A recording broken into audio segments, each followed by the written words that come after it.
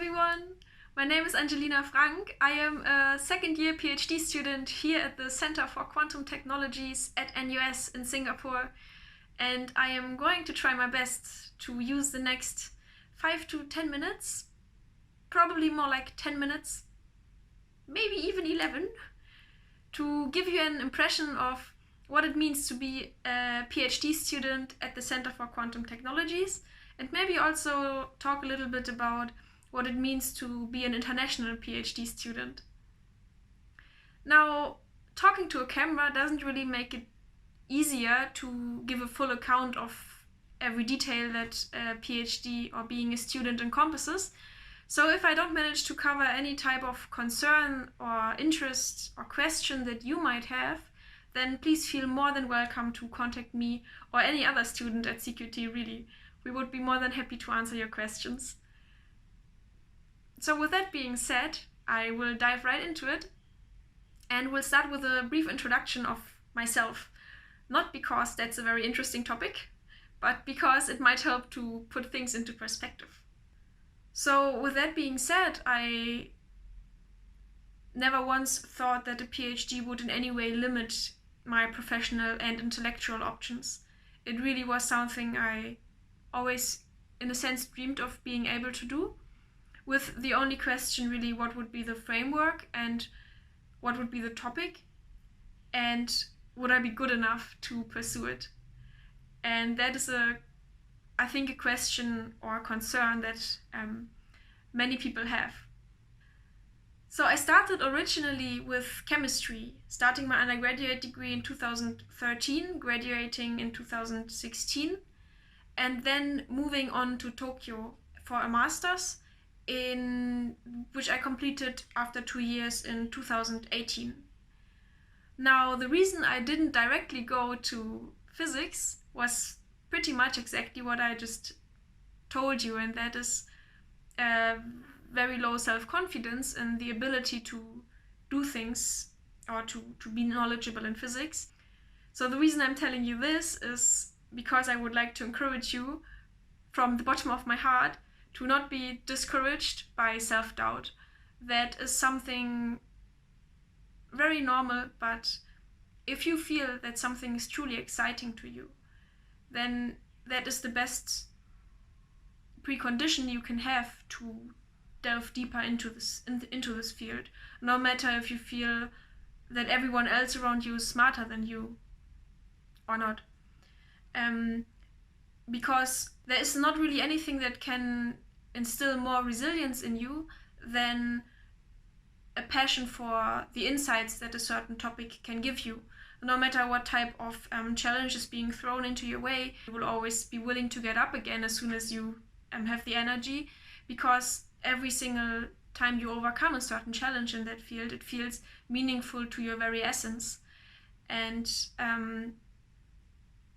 that's how I then, after graduating from Tokyo in 2018, decided to apply to the Center for Quantum Technologies here in Singapore. Now, why Singapore out of all places? The reason is that I am very interested in not just staying within my home culture, so staying in Germany, but I would also like to explore other cultures, because becoming a person that can make meaningful decisions or that can understand people and the environment doesn't only mean to know physical laws, it also means to understand cultures and cultural biases. And to me, that is the perfect counterbalance to the very focused mindset you need in academia if you would like to excel at a certain topic. And in that sense, Singapore was also perfect, and still is very perfect, because it is a very future-oriented place. That is even noticeable outside of Singapore. So when you talk about Singapore in Germany, it is known for its very modern approach, but also for its successful multicultural society. So in that sense, because Germany is also having a lot of political questions in that domain, it was just holistically the best possible place I could think of. Studying new cultures, a huge diversity of new cultures, by just stepping out of the door, there's not really something else I could wish for. Now, that was something that was kind of calculatable before coming to Singapore.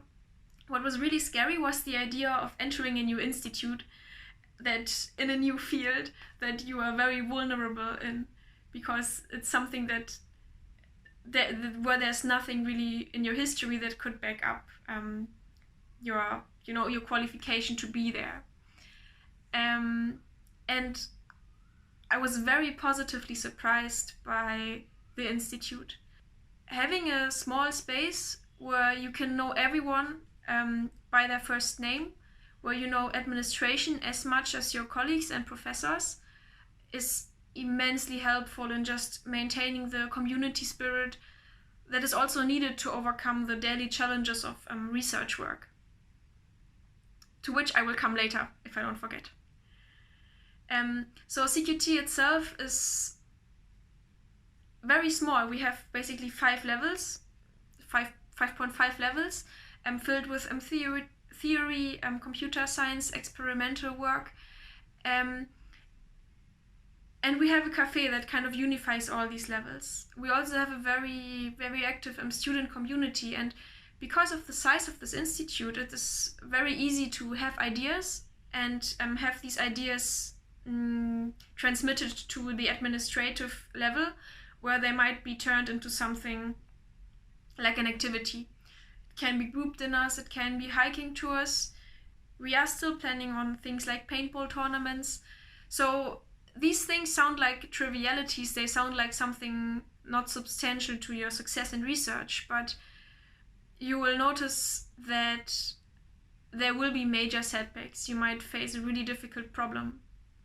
And having this stability, this knowledge that you're also being appreciated for something else than your performance, and that you can also have an influence on what you're being appreciated for in a scientific environment, that really makes a difference in one being able to get back up from certain unlucky days in the lab, or just difficult subjects to understand.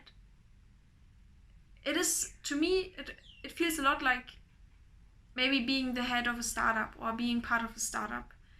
You really have a project that you want to succeed, that you have to take responsibility for. It needs to progress in a sense, and you need to learn whatever skill is needed for it to progress. It can be programming, it can be experimental alignment, or some theoretical bit. And this type of liberty can be daunting and at the same time very freeing. I hope that has given you some impression of everything that's going on at our place. As I said, you are really more than welcome to contact us, and I wish you a very enjoyable rest of the eOpen day, and hope to see you soon in person and chat to you more, maybe over coffee or something else. Okay, with that, thank you very much for bearing with me, and bye bye, hope to see you soon.